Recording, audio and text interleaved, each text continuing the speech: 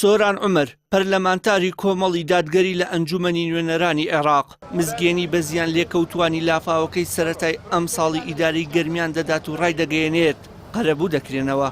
پەرلەمانتارەکەی کۆمەڵ دەڵێ حکوومەتی عێراق 500 ملیارد دیناری لە بودجەی ساڵی پێشوو بۆ بار و ڕووداوی لە ناکاو تەرخان کردووە و بڕیارە لەو پارەیەش قەرەبووی زیان لێکەوتوانی لافاوەکەی مانگی شوباتی ئەم ساڵی گەرمیان بکرێتەوە.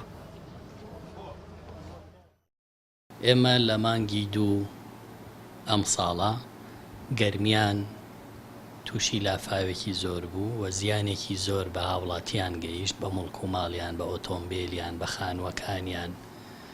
من داوام لە سەرۆکوەزیرانی عێراق کرد لەو بودجەی تەواریە مەبلەغێک کە دەسەڵاتی سەرۆکوەزیران خۆیەتی و ئەگەر لە سەرۆکوەزیران مەبلەغەکە تێپەڕی دەسەڵاتەکە بێبەهی ئەنجومەنی وەزیران داوای قەرەبووم کرد بۆ ناوچەی گەرمیان.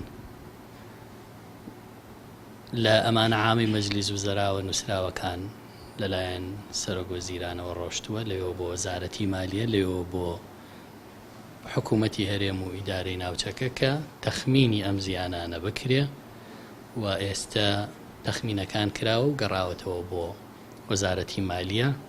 متابعەی ئەوە کەم بۆی ئەو قەرەبووە وەربگیرێ و دابەش بکرێ بەسەر ئەو زیان لێکەوتوانەی لافاوەکانی مانگی دوی ئەم ساڵ لە گەرمیان. چاودێرێکی سیاسیش دەڵێ تەواوی نوێنەرانی کۆمەڵ لە ئێستا و ڕابردووشدا لە هەر پلە و پۆستێکدا بوو بن سەرکەوتوانە کارەکانی خۆیان بەڕێوە بردووە و خزمەتکردنی خەڵک بە عیبادەت دەزانن. سوپاس بەخوای پەروەردگار کادیرەکانی کۆمەڵ و نوێنەرەکانی کۆمەڵ لە هەر دەستگایەک بوو بن جێ دەستیان دیارە، جا ئەگەر لە دەستگای حکومی بوو بن و لە وەزارەتەکانە بوو بن خەڵکانێکی دڵسۆز و خەمخۆر و دەستپاک و ئەمین و ئیشکەر بوون.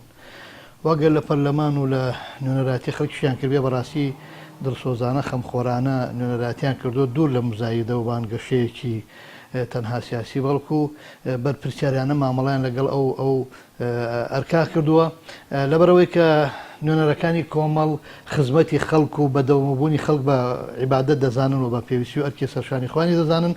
بۆیە سوپاس بەخوای پەروەردگار لە نوێنەرەکانی کۆمەڵ لە عێراق و لە کوردستان هەمیشە هەوڵیان داوە لەبەرەی خەڵک بن و داکۆکی لە مافەکانی خەڵک بکەن و پرۆژیان هەبێ و داکۆکی کار بن. بڕیارە لە ئایندەیەکی نزیکدا قەرەبووەکەی حکوومەتەکەی سوودانی بگاتە ئیدارەی گەرمیان و تەواوی زەرمەندبووان و قەرەبوو بکرێنەوە. بەدەمەوە هاتنەکەی حکوومەتی سوودانی لە کاتێکدایە حکوومەتەکەی پارتی وێکێتی و گۆڕان هیچ هاوکاریەکی جدی زیان لێکەوتوانی ڕووداوەکەیان نەکردووە و خۆشیان بە خاوەنی پرس و کارە ساتەکە نازانن. وشیار محەممەد، کەناڵی ئاسمانی پەیام.